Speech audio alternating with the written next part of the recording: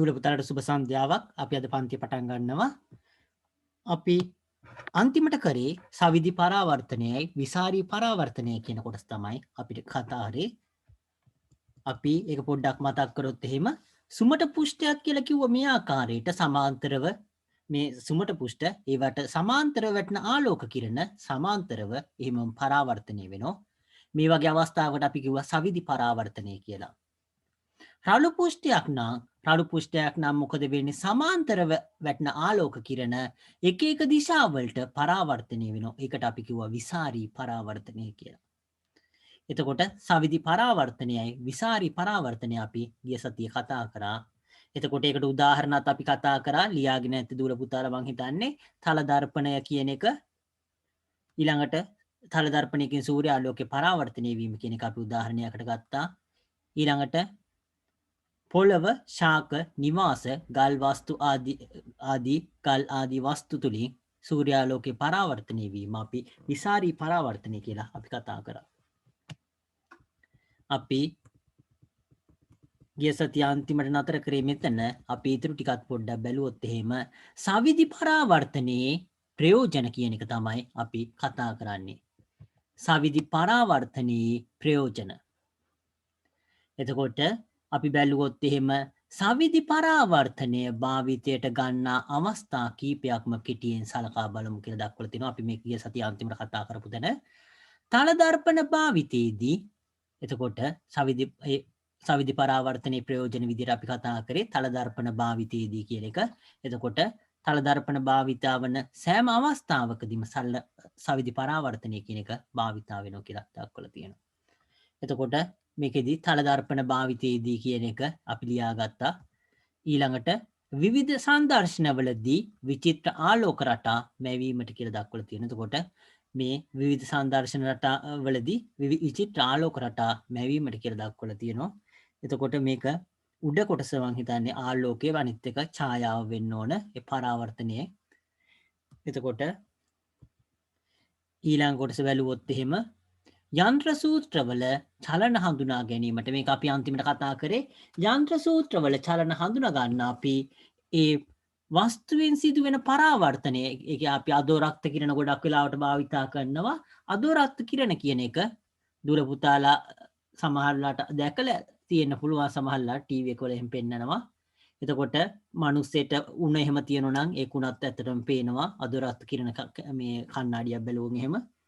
එතකොට ඕන රෑක වුණත් මිනිස්සෙක් කොහේ හරි විශේෂයෙන්ම හමුදාවල එහෙම භාවිතා කරනවා. ඒ කවුරු හරි එහෙම රාත්‍රී කාලේ වුණත් ඇවිදිනවා නම් පේනවා කළුවරේ වුණත්. එතකොට ඒ මොකද ශරීරයෙන් පිට වෙන ඒ අදෝරක්ත කිරණ හින්දා අදෝරක්ත කිරණ ඒවගේ පරාවර්තනය තුලින් එතකොට ඒ උපකරණය යන්ත්‍රයක් එහෙම කොහෙද තියෙන්නේ එහෙම නැත්නම් ඒක කොහොමද චලනය වෙන්නේ කියන ඒවා හඳුනා ගන්න පුළුවන්. ඒවා භාවිතා කළා.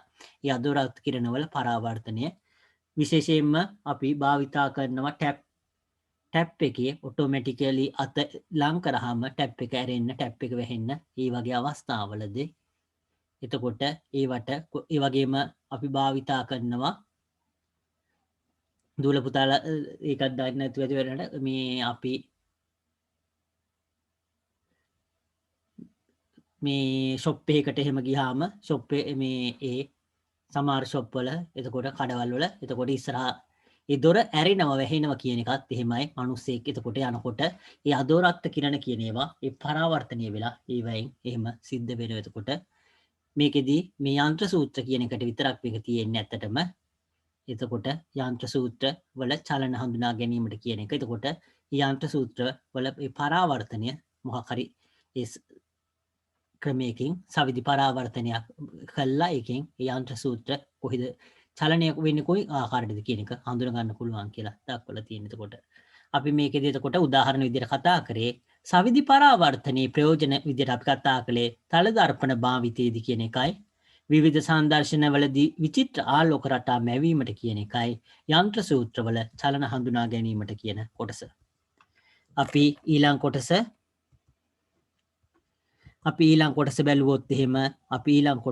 බැලුවොත් එහෙම විසාරී පරාවර්තනය කියන කොටස විසාරී පරාවර්තනයේ ප්‍රයෝජන කියන කොටස අපි මේක ලියා ගන්න දුල පුතාලා විසාරී පරාවර්තනයේ ප්‍රයෝජන කිලිව්වට හරි ප්‍රයෝජන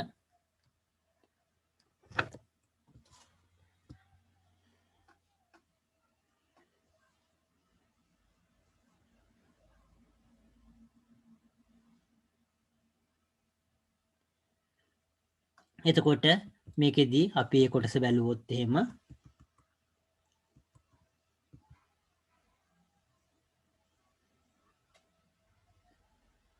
මේකත් මං හිතන්නේ දූල පුතාලා එකක් ලියා ගන්න එක හොඳ වෙයි. ආලෝක අන්වීක්ෂය සඳහා යොදා ගැනීම කියන එක මේක යටතට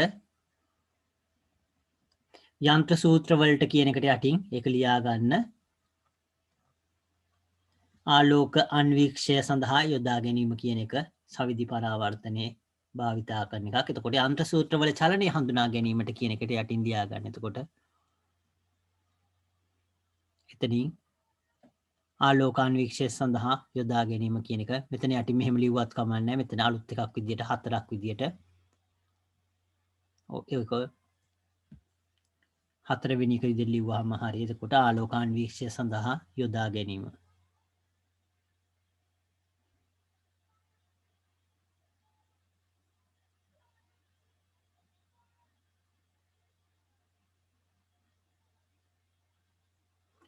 අපි ඊළඟ කොටසට යන බලාපොරොත්තු වෙනවා. ලියනවා නම් කියන්න දූල පුතාලා. අපි ඊළඟ කොටසට යන බලාපොරොත්තු වෙනවා. විසාරී පරාවර්තනයේ ප්‍රයෝජන කියන එක. එතකොට මේ අවස්ථාව බැලුවොත් එහෙම මේකේ මුලින්ම දක්වලා තියෙන මේ කොටස පරිසරයේ ඇති වස්තු මත පතිත වන ආලෝකය නිසා එම සෑම දිශාවකට ඒවා සෑම දිශාවකටම පෙනීම සිදු වෙනවා කියලා දක්වලා තියෙනවා. අපි ඒක බැලුවොත් එහෙම ඊළඟ කොටසේ ඒක දක්වලා නැහැ. එතකොට අපිට මේකෙදි ප්‍රයෝජන විදියට ලියන්න තියෙන මේක අපිට එක දිශාවකට මේක සවිධි පරාවර්තනයක් සුදු වුණාත් එහෙම සවිධි පරාවර්තනයක් වුණොත් එහෙම එක දිශාවකටයි පේන්නේ. ඒ කියන්නේ ආලෝකයේ එන දිශාව අපි පරාවර්තන නියම අනුගමනය කරලා තමයි ආලෝකය පරාවර්තනය වෙන්නේ. එහෙනම් ආලෝකයේ මේ එන දිශාවට එතකොට ඒකට ඒ අභිලම්බය ඇඳපු අවස්ථාවේදී එතකොට පතන කෝණයයි පරාවර්තන කෝණයයි කියන එක සමාන විදියට වෙන විදියට තමයි පරාවර්තනය වෙන්නේ. එතකොට එහෙනම් අපිට අනිත් පැත්තෙන් එතකොට වෙන පැත්තකින් බැලුවහම අපිට ඒ ගහ පේන්න විදියක් නෑ. මොකද ආලෝකය එතකොට අපේ ඇහැට එන්නේ නැති නිසා. ඒක නිසා මේකෙදි මේ විසාරී පරාවර්තනයේ ප්‍රයෝජන විදියට මුලින්ම දක්වලා තියෙන එතකොට පරිසරයේ ඇති වස්තු මත පතිත වන සූර්යාලෝකය නිසා ඒවා සෑම දිශාවකටම පෙනීම සිදුවේ කියලා දක්වලා තියෙන එක. ඒ කියන්නේ අපිට පරිසරයේ තියෙන දේවල් අපිට පේන්නේ මේ විසාරී පරාවර්තනය නිසා. ඒ කියන්නේ විසාරී පරාවර්තනය නිසා ඒ කියන්නේ සූර්යාගේ ආලෝකය කියන එක මේ ශාක මත මිනිස්සු මත සත්තු මත ඕනම දෙයක් මත වැටුනහම එතකොට ඒක ඒ හැම පැත්තකටම පැතිරෙනවා. ඒ ආලෝකේ හැම පැත්තටම ඒ පැතිරලා යනවා විහිදෙනවා. එතකොට ඒකේ ප්‍රතිඵලයක් වෙන්නේ ඕන පැත්තක ඉඳන් බැලුවත් අපිට ඒ වස්තුව නිරීක්ෂණය කරන්න පුළුවන්. ඒක ඉතාම වැදගත් කොටසක්. ඒක නිසා විසාරී පරාවර්තනයේ ප්‍රයෝජන කියලා ලියලා මේක ලියා ගන්න. පරිසරයේ ඇති වස්තු මත පතිත වන සූර්යාලෝකය නිසා ඒවා සෑම දිශාවකටම පෙනීම සිදුවේ.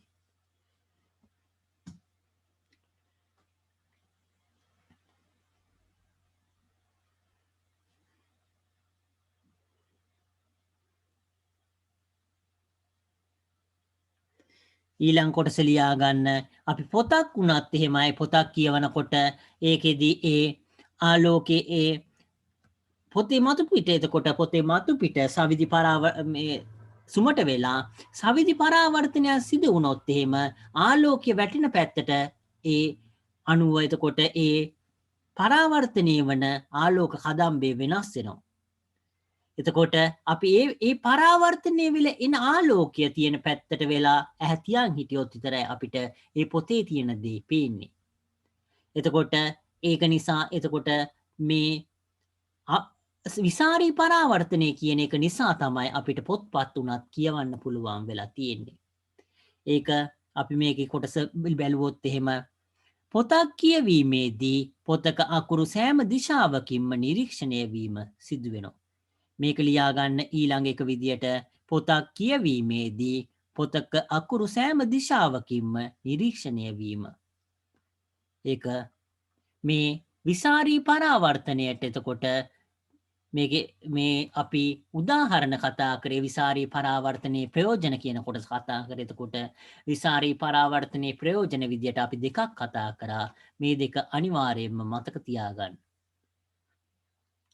එතකොට දූල පුතාලා මේකෙදි පස්සේ මේකෙදි පොතක් කියවීමේදී කියලා කිව්වහම මේ සේරම පස්සේ මතක තියෙනවා කාලයත් එක්ක මම කලින් කියලා තියෙන වගේ. එතකොට මාස දෙකක් විතර යනකොට පොතක් කියවීමේදී කියලා කිව්වහම දූල පුතාලාට ඔළුවට එනවා පොතක් කියවනකොට මොකද වෙන්නේ කියලා.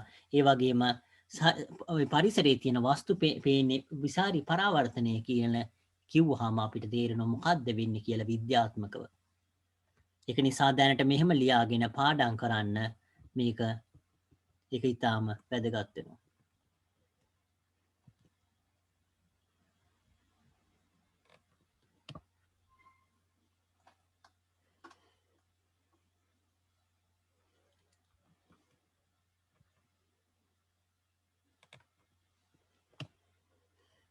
ලියාගෙන ඉවර නම් කියන්න දූල පුතාලා chat එකේ දැම්මක් කමන්නේ. හරි සර්. ඕකේ හැමෝම හරිනම් අපි ඊළඟ කොටසට යන්න බලාපොරොත්තු වෙනවා. ලියන දූල පුතාලා ඉන්නව නම් කියන්න අනිවාර්යයෙන්ම අපි ඊළඟ කොටසට යනවා. අපි ඊළඟ කොටස බැලුවොත් එහෙම පැවරුම 14.2 කියන එක බැලුවොත් එහෙම සවිධි හා විසාරී පරාවර්තනය ප්‍රයෝජනවත් වෙන වෙනත් අවස්ථා පිළිබඳ සාකච්ඡා කරලා අවස්ථගත කරන්න කියලා කියනවා. එතකොට දූල පුතාලට එහෙම ඒ වගේ දෙයක් මතක් කරගන්න පුළුවන් නම් ඒක ලැයිස්තුවක් හදන්න කියලා තමයි කියන්නේ. එතකොට මේ පොතේ තියෙන කොටස් දෙක අනිවාර්යයෙන්ම මතක තියාගන්න. මොකද මෙතන මේ තියෙන්නේ දෙකයි තියෙන්නේ. ඒක නිසා මේ දෙක අනිවාර්යෙන් මතක තියාගන්න. ඊට අමතරව ඒක දූල පුතාලා ඒව මතක තියාගත්තට පස්සේ පොඩ්ඩක් කල්පනා කරලා බැලුවාම තව විවිධ දේවල් දූල පුතාලට තේරුම් ගන්න පුළුවන් වෙනවා. කලින් පුළුවන් තරම් මේ පොතේ තියෙන ටික මතක තියාගන්න. ඒක මතක තියාගත්තට පස්සේ පුළුවන් කාලයත් එක ටික ටික කල්පනා කරන්න. අපි ඊළඟ කොටසට ගියොත් එහෙම 14 කියන කොටස තලදර්පණ මගින් සෑදෙන ප්‍රතිබිම්බ. අපි තලදර්පණ වලින් සෑදෙන ප්‍රතිබිම්බ ගැන තමයි මේකෙදි මේ කතා කරන්න හදන්නේ. අපි මේ කොටස බැලුවොත් එහෙම වස්තුවක් මගින් නිකුත් වන ආලෝකය තලදර්පණයක් මගින් පරාවර්තනය වීම නිසා ප්‍රතිබිම්බයක් සෑදෙනවා.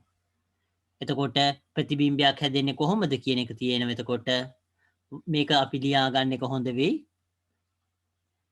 වස්තුවක් මගින් නිකුත් වන ආලෝකය තලදර්පණයක් මගින් පරාවර්තනය වීම නිසා ප්‍රතිබිම්බය සෑදෙනවා කියන එක.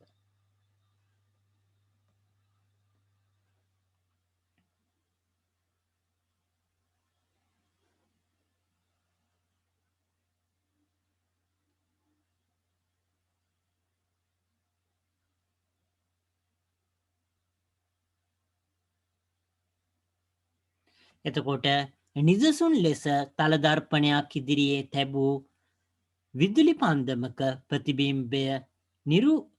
ප්‍රතිබිම්බය දර්පණය තුළින් පෙනීම දැක්වන්න පුළුවන් කියලා දක්වන. එතකොට නිදසුනක් විදියට තලදර්පණයක් ඉදිරියේ තබපු මේ විදුලි පන්දමක ප්‍රතිබිම්බය දර්පණය තුළින් පෙනීම දක්වන්න පුළුවන් කියලා තියෙනවා.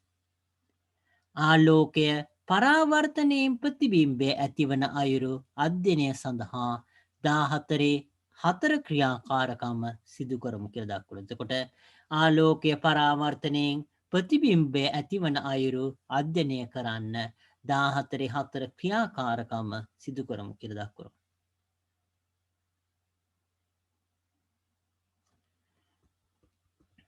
අපි බැලුවොත් එහෙම ක්‍රියාකාරකම 14 4. එතකොට මේ ආලෝකයේ පරාවර්තනයෙන් එතකොට ප්‍රතිබිම්බයක් කොහොමද හැදින්නේ කියන එක තමයි මේ ක්‍රියාකාරකමේ අරමුණ වෙන්නේ. එතකොට ආලෝකයේ පරාවර්තනය කරාම ප්‍රතිබිම්බය කොහොමද හැදින්නේ කියන එක තමයි මෙතන කතා කරන්නේ. අපි ඒක බැලුවොත් එහෙම මේ ක්‍රියාකාරකම සඳහා අවශ්‍ය වන ද්‍රව්‍ය කියන එක බැලුවොත් එහෙම කාඩ්බෝඩ් පෙට්ටියක්, විදුලි පන්දමක්, තල දර්පණයක්, ආධාරකයක්, කාඩ්බෝඩ් කැබැල්ලක්, කතුරක්, සුදු කඩදාසියක්. එතකොට අවශ්‍ය ද්‍රව්‍ය බැලුවොත් එහෙම කාඩ්බෝඩ් පෙට්ටියක් අවශ්‍ය වෙනවා. විදුලි පන්දමක් අවශ්‍ය වෙනවා. කාඩ්බෝඩ් පෙට්ටියක් අවශ්‍ය වෙනවා. විදුලි පන්දමක් අවශ්‍ය වෙනවා. තල දර්පණයක් අවශ්‍ය වෙනවා. මෙතන මේ දක්වලා තියෙන මේක තල දර්පණය කියන එක දූල පුතාලා එක මතක තියාගන්න. තල දර්පණය කියන එක අපි දක්වන්නේ මෙහෙම මේ පැත්තේ රසදිය තියෙන පැත්ත දූල පුතාලා ඒ මූණ බලන්නේ මේ පැත්ත මූණ බලන්නේ මේ පැත්තෙන් අපි ඇහැ තියලා අපි මූණ බලන්නේ මේ පැත්තෙන් මේ පැත්ත රසදිය ගාපු පැත්ත මේකෙන් ආලෝකෙ මෙහෙම ආවහම පරාවර්තනය කියන එක දක්වන. එතකොට දර්පණය මේ තල දර්පණයේ දක්වන්නේ මේ ආකාරයට. ඒක පොඩියට ඇඳ ගන්න එක හොඳ වෙයි සමහරලාට. තල දර්පණය නිරූපණය කිරීම.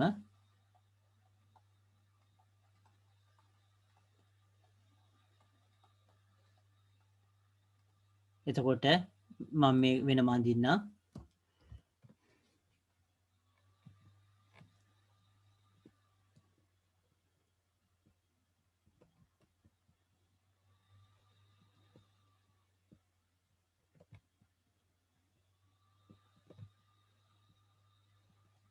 එතකොට ඇන්දොත් එහෙම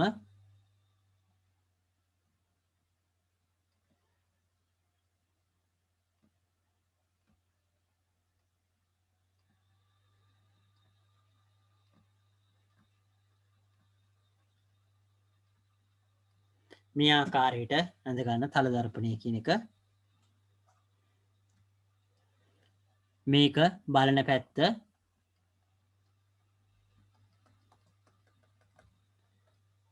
මේක අනිත් පිටිපස් පැත්ත වර්ණාලේප කරපු පැත්ත මේ පැත්ත.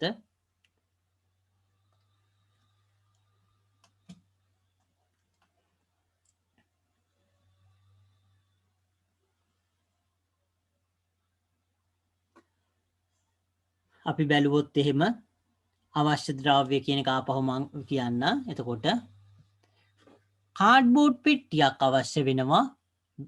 මේක ලියාගෙන ඉවර නම් කියන්න දුර පුතාලා අපි ඉතුරු කොටස යන්න බලාපොරොත්තු වෙනවා. මේ අවශ්‍ය ද්‍රව්‍ය කියන කොටස.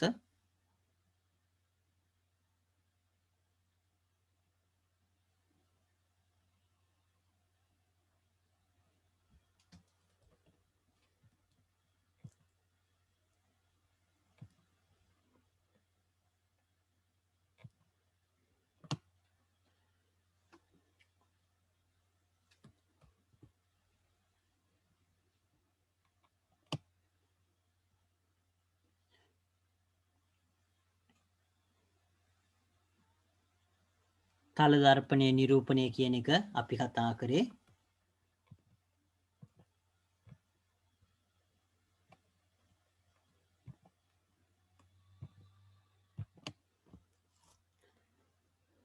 අපි මුලින් කතා කරේ වස්තුවක් මගින් නිකුත් මේ ප්‍රතිබිම්බයක් හැදෙන ආකාරය. වස්තුවක් මගින් නිකුත් වන ආලෝකය තල දර්පණය මගින් පරාවර්තනය වීම නිසා ප්‍රතිබිම්බයක් හැදෙනවා කියලා අපි කතා කරා. ඊට පස්සේ තල දර්පණයක් නිරූපණය කරන ආකාරය අපි කතා කරා. මේක ඇත්තටම අවශ්‍ය නැහැ. මම මේ ඉස්සරහින් බලනවා කියන එක පෙන්වන්න මේක ලිව්වේ. මේකයි වැදගත් වෙන්නේ මේ කොටස. මේක තල දර්පණය කියලා ඕනනම් ලියන්න පුළුවන්. තල දර්පණය කියන එක. මේක ඇස කියලා ලියන්න පුළුවන්.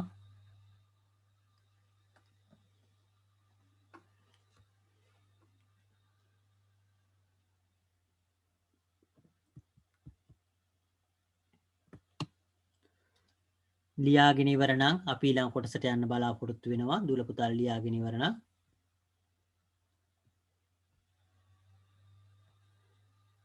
හරි සර්. ඕකේ. අපි ක්‍රියාකාරකම 14 කියන එක අපි කතා කර හිටියේ. මේ පරීක්ෂණයේදී අපි කරන්න අවදාන්නේ මොකක්ද කියන එක.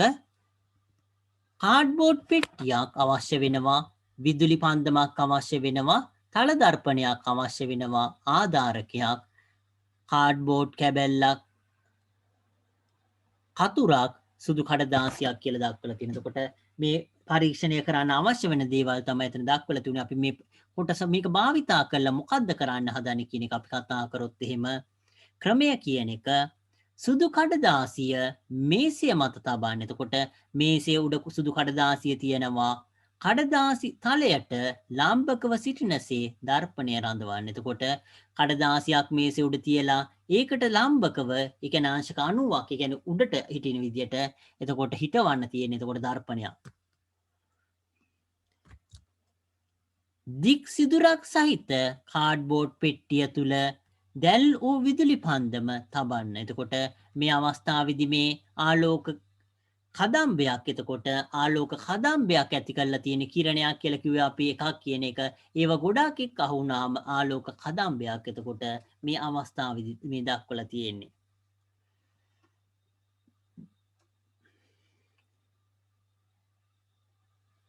අපි ඊළඟ කොටස බැලුවොත් එහෙම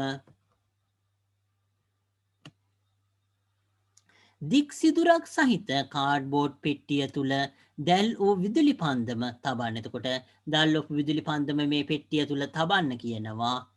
ඉන් නිකුත් වන ආලෝක ධාරාව දර්පණ තලයට ආනත ලෙස එල්ල කරන්න කියලා දක්වනවා. කියන්නේ අපි මේක සම්පූර්ණ මේ දර්පණය කියලා කිව්වොත් එහෙම මේ පැත්තෙන් මෙහෙම මේකෙන් ඒ කියන්නේ මෙතන ආනතව මෙහෙම දර්පණයට ආලෝක කදම්බය දක්වන්න තියලා තියෙන්නේ. ඒ කියන්නේ මේක මේ බිත්තියක් කියලා හිතුවොත් එහෙම බිත්තියට මේ වගේ අපි මෙහෙම කෙලින් නෙවෙයි පැත්තට මෙහෙම ඒ කියන්නේ මැද තියෙන මේ අක්ෂයත් එක්ක ආංශික කීයක් හරි තියෙනරලා මේකට ආලෝක කදම්බයක් යෙදුවහම එතකොට මේක පරාවර්තනය වෙලා මේ ආකාරයට ඒක පිට වෙනවා කියන එක තමයි දක්වලා තියෙන්නේ.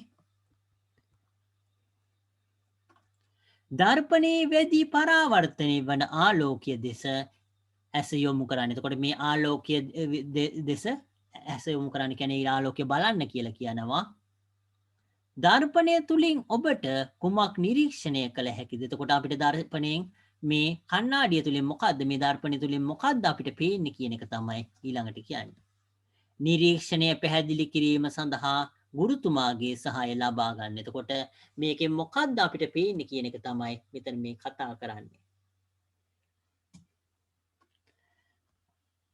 ඔබ නිරීක්ෂණය කරන ලද්දේ ආලෝක වත්තු දික්සිදුර ප්‍රතිබිම්බය. එතකොට අපි බලන්න පුළුවන් උනේ ඔබ නිරීක්ෂණය කරන ලද්දේ ආලෝකවත් වූ දික්සිදුරේ ප්‍රතිබිම්බය කියලා දක්වන. ඒ කියන්නේ අපිට පේන්නේ මේ ආලෝකවත් වුණු මේ දික්සිදුරේ ප්‍රතිබිම්බය කියන එක තමයි කියන්නේ. වස්තුවේහි ආලෝකවත් වූ දික්සිදුර කියන මේ කොටස ගැන කතා කරන්නේ. මේ කොටස ගැන කතා කරන්නේ ඒක වස්තුව කියලා කියන්නේ. එතකොට අපි මේ අවස්ථාවේදී එතකොට වස්තුවේහි එතකොට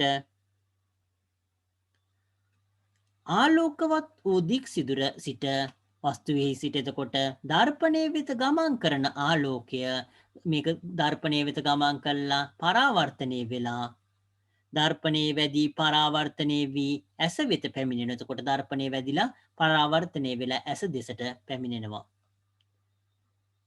අපට පෙනෙනුයේ එම ආලෝකය අපිට පේන්නේ ඒ ආලෝකය දර්පණය පිටුපස ඇති වස්තුවක සිට එන්නාසේ. ඇත්තටම සිදුවෙන දෙයි අපිට පේන දෙයි කියන එක දෙකක්. ඒක හොඳට මතක තියාගන්න. මොකද අපිට මෙතනින් මෙහෙම ආලෝකේනවා ඒක පරාවර්තනය වෙලා එතකොට අපිට මේ පරාවර්තන නියම භාවිත මේ අනුගමනය කරමින් එතකොට මේක පරාවර්තනය වෙලා අපිට ඇහැට එනවා. නමුත් අපි ඇහෙන් බලනකොට අපිට පේන්නේ මේක මේ දර්පණය පිටුපස්සේ තියෙනවා ඒ විදුලි පන්දමක්. එතකොට ඒකෙන් ආලෝක කිරණ ආලෝක කදම්බයක් නිකුත් වෙනවා. ඒ ආලෝකය තමයි අපේ ඇහැට එන්නේ කියලා. එතකොට ඇත්තටම සිදුවෙන දේ ඇත්තටම පේන දේ කියන එක දෙකක් වෙනවා. ඒ මොකද ඒ දර්පණයේ ඉස්සරහා තියෙන මේ කාඩ්බෝඩ් පෙට්ටිය ඇතුලේ තියෙන මේ විදුලි පන්දමෙන් නිකුත් වෙන ආලෝකය තමයි එතකොට දර්පණය තුලින් පරාවර්තනය වෙලා අපේ ඇහැට එන්නේ. නමුත් එතකොට ඇහැ බලනකොට අපිට පේන්නේ මේ ආලෝකය කියන එක මේ දර්පණය ඇතුළත තියෙනවා විදුලි පන්දමක්. ඒකේ ඉඳන් කෙලින්ම එනවා කියන එක තමයි මේ අපිට පේන්නේ මේ කොටසේදී. අපිට ඒ කොටස බැලුවොත් එහෙම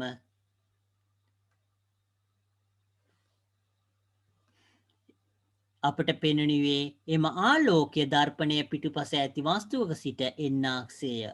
එය ප්‍රතිබිම්බය ලෙස හැඳින්වේ.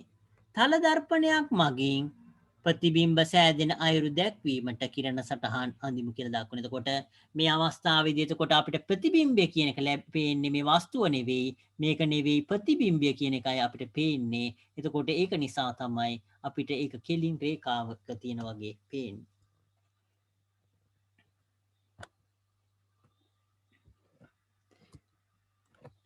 මේකත් ලියා ගන්න දූල පුතාලා කිරණ සටහනක් ඇඳීම සඳහා. එතකොට අපි මේ කිරණ සටහන් ඇඳලා ඒක නිරූපණය කරන්න හදන්නේ. එතකොට කිරණ සටහන් අඳින්නකොට අපි මේ දක්වලා තියෙන ආකාරයට කිරණ සටහනක් ඇඳීම සඳහා කිරණ දෙකක් භාවිතා කිරීම ප්‍රමාණවත් වේ කියන එක ඒක ලියා ගන්න එක වැදගත් වේ.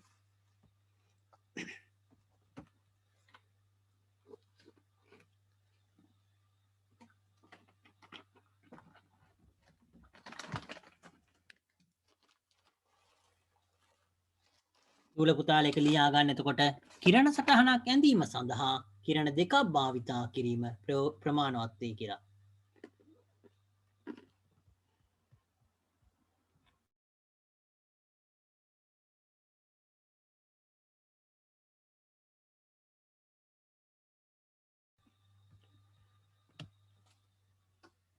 අපි ඒක බැලුවොත් එහෙම ලියා ගන්න දූල පුතාලා හිමි.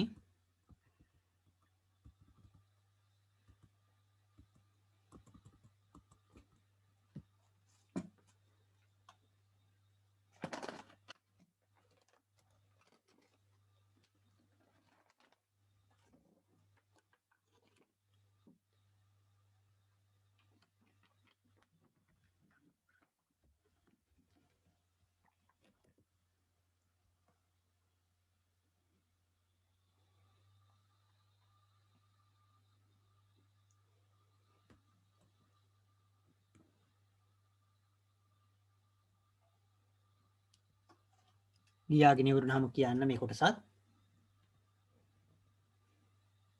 හරි සර්. ඕකේ. කලින් අවස්ථාවේදී මේ අපි කතා කරපු මේ අවස්ථාවේදී එතකොට මේ විදුලි පන්දම කියන එක නෙවෙයි අපිට පේන්නේ මේ විදුලි පන්දමේ ප්‍රතිබිම්බය කියන එක ඇත්තටම වැදගත් කොටසක්. ඇත්තටම මේක අපි ඉස්සරහට ලියා ගන්න බලාපොරොත්තු වෙනවා. මේකෙදී මෙතන තියෙන මේ කොටස එතකොට මේ විදුලි පන්දම කියන එක ඒකේ ප්‍රතිබිම්බයක් මෙතන හැදෙනවා.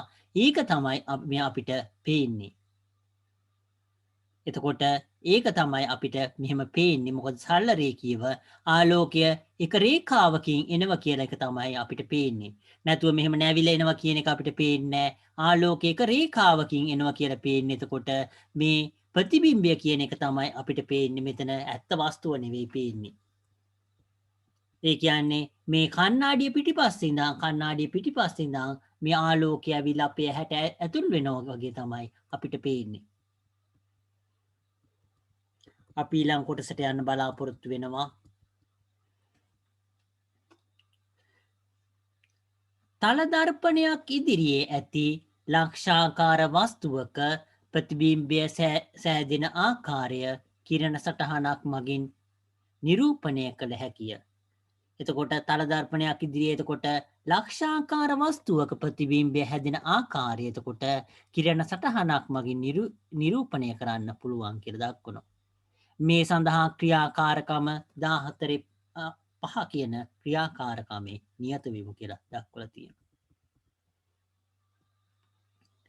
අපි මේ අවස්ථාව බැලුවොත් එහෙම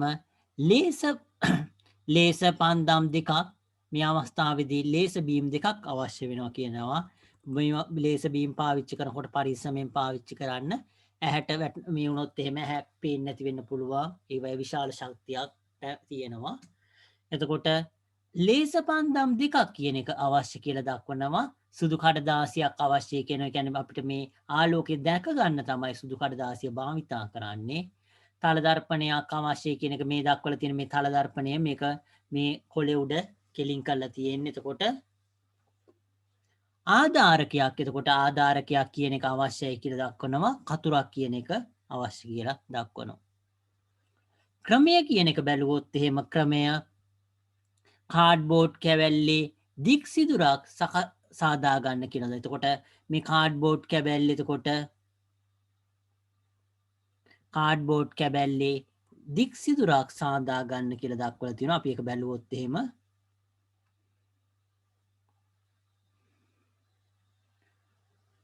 සුදු කඩදාසිය මේසේ මත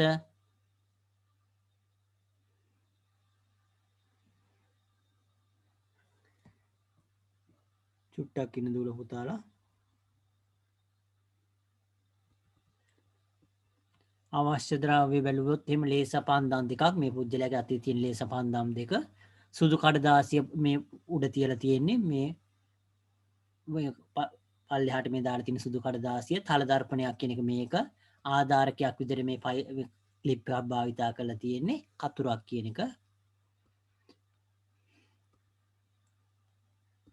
එතකොට කාඩ්බෝඩ් කැබැල්ලේ දික් සිදුරක් සාදා ගන්න කියලා දක්වලා තියෙනවා. අපි ඒක බැලුවොත් එහෙම සුදු කඩදාසිය මේසේ මත තබා ඊට ලම්බක ලෙස තල දර්පණය ආදාකය මත රඳවන්න කියලා දක්වනවා. එතකොට මේ අවස්ථාවේදී එතකොට මේ කඩදාසිය උඩින් තල දර්පණයක් තියන්න කියන එක තමයි දක්වලා තියෙන්නේ.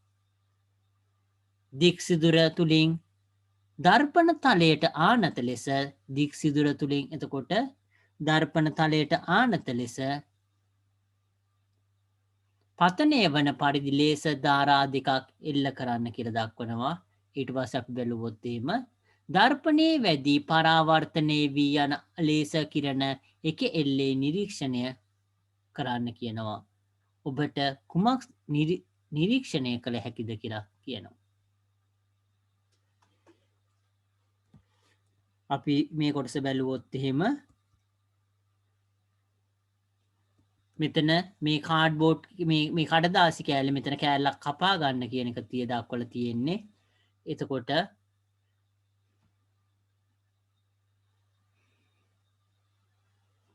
දික් සිදුරක් කපා ගන්න කියලා දක්වලා තියෙන එක සුදු කඩදාසිය මේසේ මත තියලා ඒකට ලම්බක ලෙස දර්පණය තියුවා. ඊට පස්සේ දික් සිදුර තුලින් එතකොට මේ සිදුර තියෙන තැනින් එතකොට මේ මොන පැත්තද කියන එක අඳුර ගන්න මේ දික් සිදුර තියෙන. එතකොට දික් සිදුර තුලින් එතකොට තල දර්පණයට ආනත ලෙස පතනය වන පරිදි ලේස ආලෝක ධාරා දෙකක් එල්ල කරන්න කියලා දක්වනවා. එතකොට මේකෙදි මේ ලම්බකයේ මේ කෝණයක් තියෙන විදියට මෙහෙම ආලෝක ධාරාවක් එල්ල කරන්න කියලා දක්වලා තියෙනවා. දර්පණයේ වැඩි පරාවර්තනය වී යන ලේස කිරණ එකෙල්ලේ නිරීක්ෂණය කරන්න කියලා දක්වනවා. එතකොට මේක ඉස්සරහට ගිහින් නිරීක්ෂණය කරන්න එපා. මේකට පොට්ට කරගන්න පුළුවන් දෙයක්. ඒක නිසා මේක මේ සුදු කොළේ උඩ එතකොට මේ රතු පාටින් හරි කොළ පාටින් හරි ලේස ආලෝක කිරණ කියන ඒවා රතු පාට තියෙන කොළ පාට එහෙම තියෙනවා. ඒක අපි සාමාන්‍ය භාවිතා කරන අවස්ථාවලදී ඒක නිසා එතකොට ඒ වගේ එතකොට ආලෝක කිරණේ මේ පාටින් මේ පුළුවන් අපිට මේක බලා ගන්න. එතකොට අපි මෙතන ඉඳන් ආපහු බැලුවොත් එහෙම සුදු කඩදාසිය මේසේ මත තබා ඊට ලම්බක ලෙස තල දර්පණය ආධාරකය මත රඳවන. එතකොට මේ තල දර්පණය ආධාරකය මත රඳවලා තියෙනවා. දික් සිදුර තුලින් දර්පණ තලයට ආනත ලෙස පතනය වන පරිදි ලේස ධාරා දෙකක් එල්ල කරන්න. එතකොට මේ දික් සිදුර මේ හරහා යන විදියට එතකොට මේ ලේස ධාරා දෙකක් මේ තල දර්පණයට ආනතව පතනය කරනවා.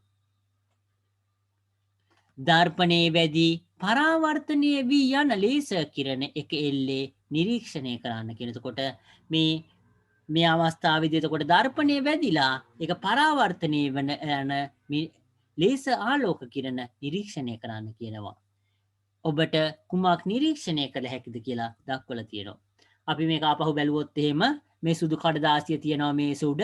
ඊට පස්සේ මෙතන මේ පිහිටීම බලා ගන්න මේ ආකාරයට සිදුරක් සිද්ධ කරලා තියෙනවා. ඊට පස්සේ මේක කෙලවරක ඉඳන් ලේසර් ආලෝක කිරණ එල්ල කරනවා. ඒක දර්පණයේ වැදුනහම මේ ආකාරයට එතකොට මෙතන මේ දක්වලා තියෙන ආකාරයට ඒක පරාවර්තනය වෙලා ගමන් කරන. එතකොට මේකෙදී පතනය වෙන එක මේ ආකාරය එතකොට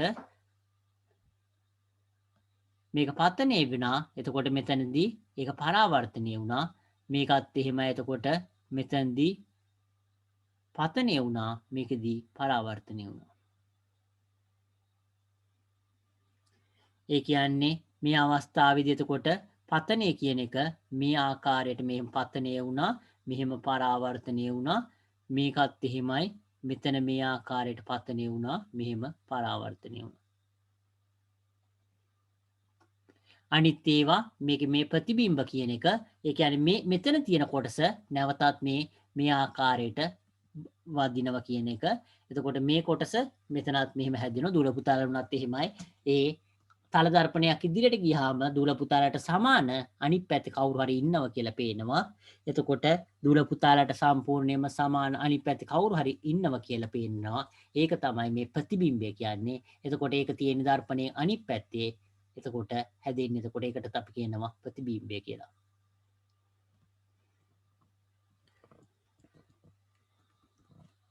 අපි මේ කොටස බැලුවොත් එහෙම ඉතුරු ටික ක්‍රියාකාරකම 14:5දී ලක්ෂාකාර වස්තුවක් ලෙස යොදාගෙන ඇත්තේ දික් සිදුරක් කියලා දක්වන. එතකොට 14:5 කියන එක මේකෙදී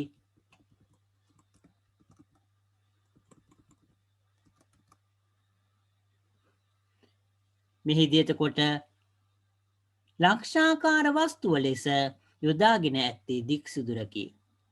එක් දික් සිදුර තුළින් පැමිණෙන ආලෝක කිරණ තල දර්පණය මගින් පරාවර්තනය කිරීම නිසා දික් සිදුරේ ප්‍රතිබිම්බයක් දර්පණය පිටුපස සෑදෙනවා. එතකොට මේ කොටස බැලුවොත් එහෙම එතකොට 14:5 කියන මේ මේක දක්වලා තියෙන්නේ ලක්ෂාකාර වස්තුව ලෙස යොදාගෙන තියෙන්නේ දික් සිදුරක් කියලා කියන. එතකොට ලක්ෂාකාර වස්තුවක් කියන එක ඉතාම වැදගත් වෙන. එතකොට ඒ වස්තුවේ ප්‍රමාණය කියන්නේ ඒකේ විශාලත්වය කියන එක නැත්තම් බලපාන්න පුළුවන්. ඒක නිසා ලක්ෂාකාර කියලා කියන්නේ එහෙම ඒ වස්තුවේ ප්‍රමාණය කියන එක බලපෑමක් ඇති කරන්නේ නැහැ කියන එක තමයි. එතකොට අපි මේක බැලුවොත් එහෙම එතකොට ලක්ෂාකාර වස්තුව ලෙස යොදාගෙන ඇත්තේ දික් සිදුර කියලා කියනවා. එතකොට දික් සිදුර කියන එක තමයි මේ අවස්ථාවේදී ලක්ෂාකාර වස්තුව විදිහට යොදාගෙන තියෙන්නේ. දික් සිදුර තුලින් පැමිණෙන ආලෝක කිරණ තල දර්පණය මගින් පරාවර්තනය කිරීම නිසා දික් සිදුරේ ප්‍රතිබිම්බයක් දර්පණය පිටුපස සෑදෙන. එතකොට දික් සිදුර කියන එකේ එතකොට ඒ ආලෝකය එතකොට දික් සිදුර වෙතින් පැමිණෙන ආලෝක කිරණ තල දර්පණය මගින් පරාවර්තනය කිරීම නිසා දික් සිදුරේ ප්‍රතිබිම්බයක් දර්පණය පිටුපස හැදෙනවා. මේකෙන් මේ කියන්නේ මොකද්ද කියලා කිව්වොත් එහෙම මේකට සමාන ප්‍රතිබිම්බයක්. ඒ කියන්නේ ඒකට සමානව ඒ දුරින් මේ සමාන දුරින් එතකොට මෙතන ඉඳන් මෙතනට තියෙන දුරයි මෙතන ඉඳන් මෙතනට තියෙන දුරයි සමානව ඒක මේ ප්‍රතිබිම්බයක් කියන එක හැදෙනවා කියන එක. ඒක අපි මේ පැත්තෙන් බැලුවාම අපිට ඒකේ එක දිගට ආලෝකය එනවා කියලා පේන්නේ.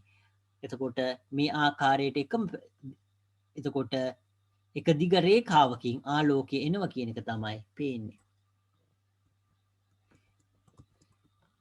අපි ඒක ආපහු බැලුවොත් එහෙම එතන ඉතුරු ටික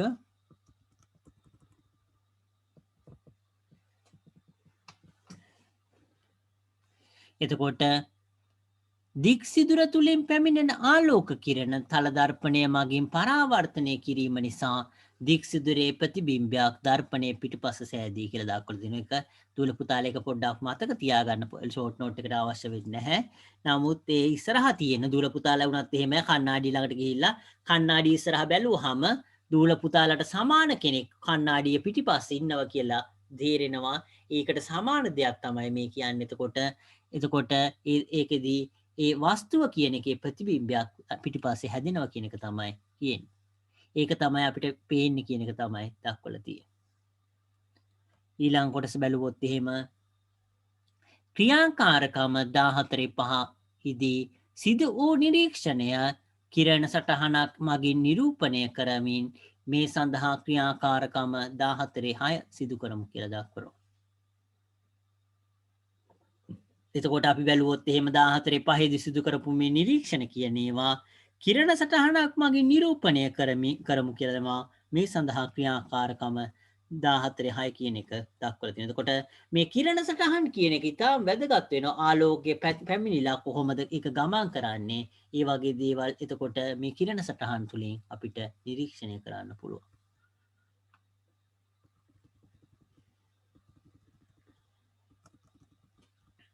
මෙතෙන්ට වෙනකම් මොන හරි අහන්න දේවල් තියෙනවද දුල පුතාලට?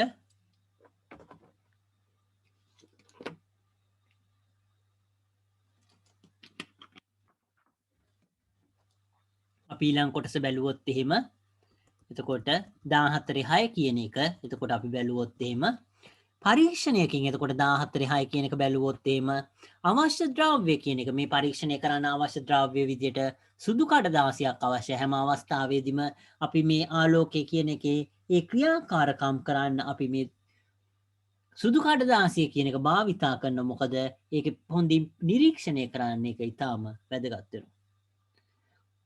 ඊළඟ කොටස බැලුවොත් එහෙම 15 සෙන්ටිමීටර් රූලක් එතකොට අඩිපටියෙන් ඒ අඩිය කියන එක එතකොට අඩියෙන් භාගයක් වගේ එතකොට වෙන ඒකෙදී රූලක් අපි භාවිතා කරන්න වෙනවා. එතකොට 15 සෙන්ටිමීටර් කියන්නේ අඩි භාගික ඒ රූලකට අපි ඊළඟ එකට බැලුවොත් එහෙම පැන්සලක් අවශ්‍ය වෙනවා, කෝණමානයක් අවශ්‍ය වෙනවා. පැන්සලකුයි කෝණමානයකුයි අවශ්‍ය වෙනවා. අපි ඊළඟ කොටස බැලුවොත් එහෙම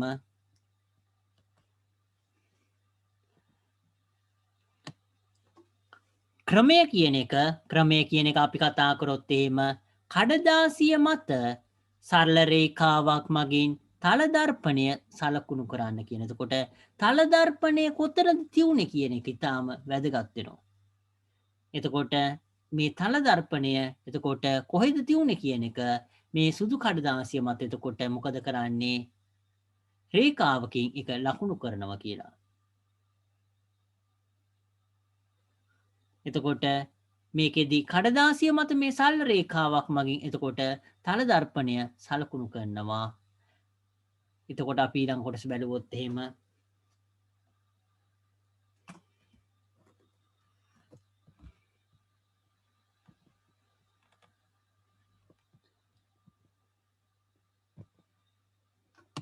අපි ඊළඟ කොටස බැලුවොත් එහෙම එතකොට ආපහු මේ කොටස ක්‍රියාකාරකම 14.6 කියන කොටස ගැන කතා කරන්නේ. එතකොට මේ පරීක්ෂණය කරන්න අවශ්‍ය වෙන්නේ සුදු කඩදාසියකුයි 15 සෙන්ටිමීටර රූලකුයි පැන්සලක් කෝණමානයක් කියන එක තමයි අවශ්‍ය වෙන්නේ. එතකොට අවශ්‍ය වෙන්නේ එතකොට සුදු කඩදාසියක් අවශ්‍යයි, 15 සෙන්ටිමීටර රූලක් අවශ්‍යයි, පැන්සලක් අවශ්‍යයි, කෝණමානයක් අවශ්‍යයි. ක්‍රමය කියන එක බැලුවොත් එහෙම අපි එතකොට ක්‍රමය කියන එක බැලුවොත් එහෙම කඩදාසිය මත සරල රේඛාවක් මගින් තල දර්පණය සලකුණු කරන්න. එතකොට කඩදාසිය මත මේ තල දර්පණය කියන එක සලකුණු කරන්න කියලා දක්වලා තියෙනවා. තල දර්පණයට 5 සෙන්ටිමීටර් පමණ දුරින් එතකොට තල දර්පණයට සෙන්ටිමීටර් 5ක් පමණ දුරින් ලක්ෂයක් සලකුණු කරන්න කියලා දක්වලා තියෙනවා. එතකොට ලක්ෂාකාර වස්තුව ලක්ෂයේ සිට දර්පණයේ වෙත ආනතව ගමන් කරන ආලෝක කිරණ දෙකක් සලකුණු කරන්න කියලා දක්වනවා. එතකොට අපි මේක බැලුවොත් එහෙම ආපහු පොඩ්ඩක් මේ ටික ආපහු කියවලා මම විස්තර කරන්න බලාපොරොත්තු වෙනවා. ඒක නිසා දැන්ට අපි කියවමු. ඔබ සටහන් කළ කිරණ දෙක සඳහා පතන ලක්ෂය හා පත් අභිලම්බ නිර්මාණය කරන්න කියලා දක්වනවා. එතකොට මේ අවස්ථාවේ එතකොට කිරණ දෙක සඳහා එතකොට පතන ලක්ෂයයි ඒ අභිලම්බකයි නිර්මාණය කරන්න කියලා කියනවා. පතන කෝණය මැන ඊට සමාන ලෙස පරාවර්තන කෝණ සලකුණු කරන්න කියලා දක්වනවා. එතකොට පතන කෝණය මැනලා එතකොට මේ අවස්ථාවේදී ඔබ සටහන් කළ කිරණ දෙක සඳහා පතන ලක්ෂය හා අභිලම්බ නිර්මාණය කරන්න කියනවා. පතන කෝණ මැන ඊට සමාන ලෙස පරාවර්තන කෝණ සලකුණු කරන්න කියලා දක්වනවා.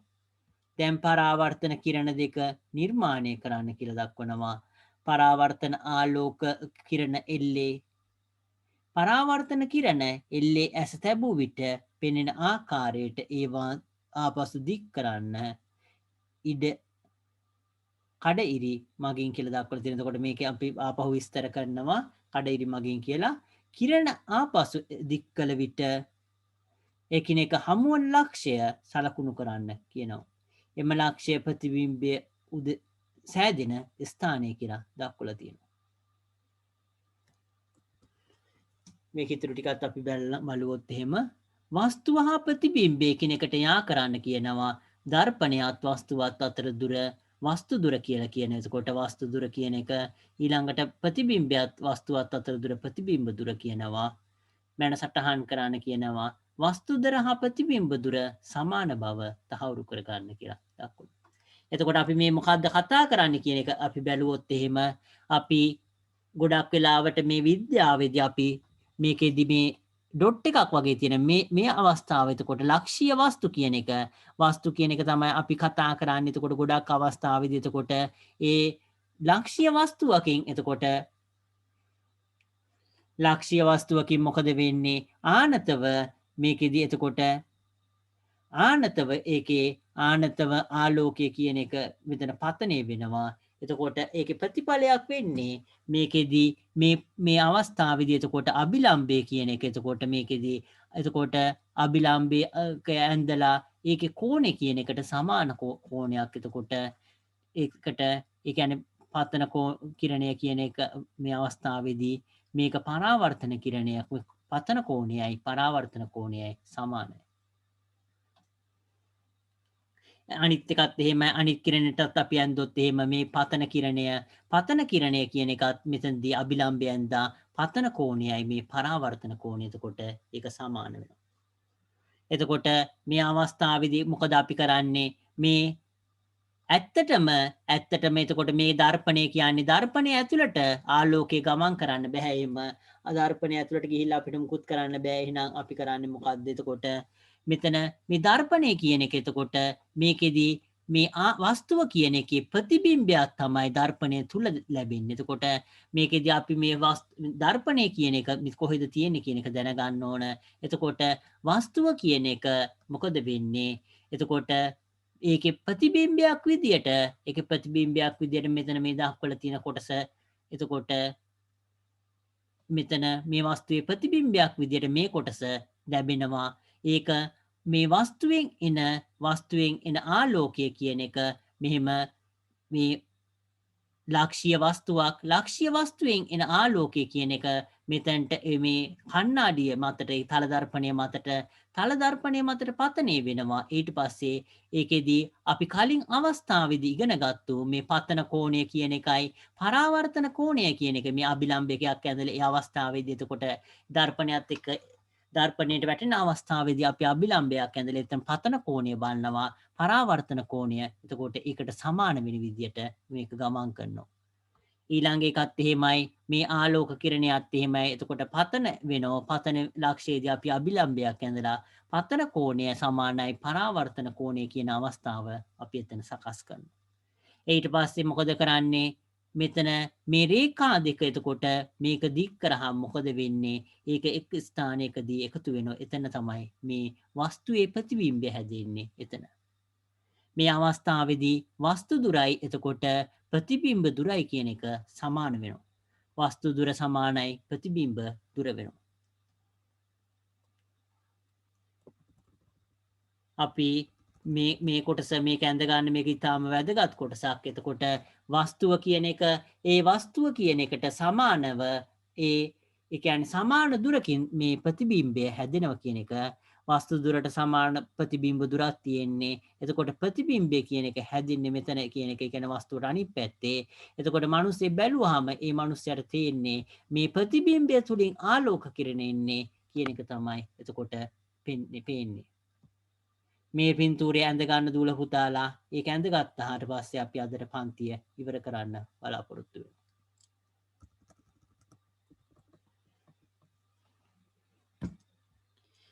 මේකෙදී තාම වැදගත් වෙන්නේ වස්තුව තියෙන්නේ මෙතන වස්තුව කියන එක තියෙන්නේ මෙතන වස්තුව කියන එක. එතකොට වස්තුවේ මොකද වෙන්නේ? වස්තුවේ ඉඳන් ආලෝකය ඇවිල්ලා ආලෝකය මෙතන පතනය වෙන තැනක් තියෙන. එතකොට අභිලම්බයක් අඳිනවා. පතන කෝණය සමානයි පරාවර්තන කෝණය විදියට විහිදෙනවා. මෙතනත් එහෙමයි ඒ ආකාරයට විහිදෙනවා. මේක දික් කරාම මෙතන ප්‍රතිබිම්බය හැදෙනවා. මෙතන දික් කරාම මෙතන ප්‍රතිබිම්බය හැදෙනවා. එතකොට ඒක මෙතන ප්‍රතිබිම්බය හැදෙනකොට මේකෙන් මෙහෙම මේ අවස්ථාවේදී මේකෙන් ඇතිවෙන මේ පරාවර්තන කිරණ කියන එක බැලුවාම ඒක දික් කරාම මෙතනට එනවා මේක දික් කරාම මෙතනට එනවා එතකොට මෙතනයි ප්‍රතිබිම්බය හැදෙන්නේ එතකොට මේ වස්තු දුර කියන එක ප්‍රතිබිම්බ දුර කියන එක ඒවා සමාන වෙනවා වස්තු දුරයි ප්‍රතිබිම්බ දුරයි ඒක නිසා අපි මෙතන ඇහැ තියලා බැලුවොත් එහෙම අපිට පේන්නේ මේකේ මේ ආලෝක කිරණ ඇවිල්ලා මෙතන ඉඳන් එන්නේ ඇවිල්ලා ඒක විසිරලා යනවා කියලා තමයි අපිට පේන්නේ. මේ කොටස ඇඳ ගන්න අපි ඊතුරු කොටස ඊළඟ දවසේ කතා කරනවා. මේ කොටස දූල පුතාලා ඇඳ ගන්න ඒක වැදගත් වෙයි.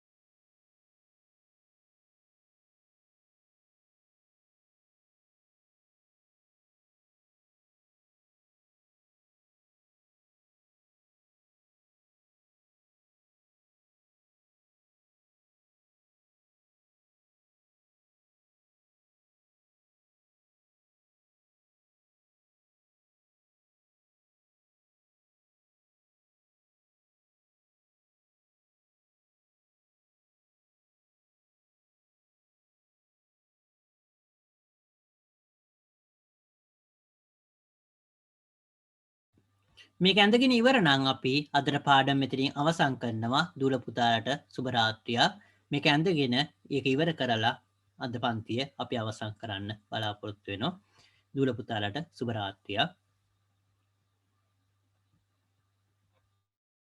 අයිබෝවන් සුබ රාත්‍රියක් සර්. ඕකේ සුබ Thank you, රාත්‍රියක් sir. ඕකේ good night ආයිබෝවන් සර්. ඕකේ ආයුබෝවන්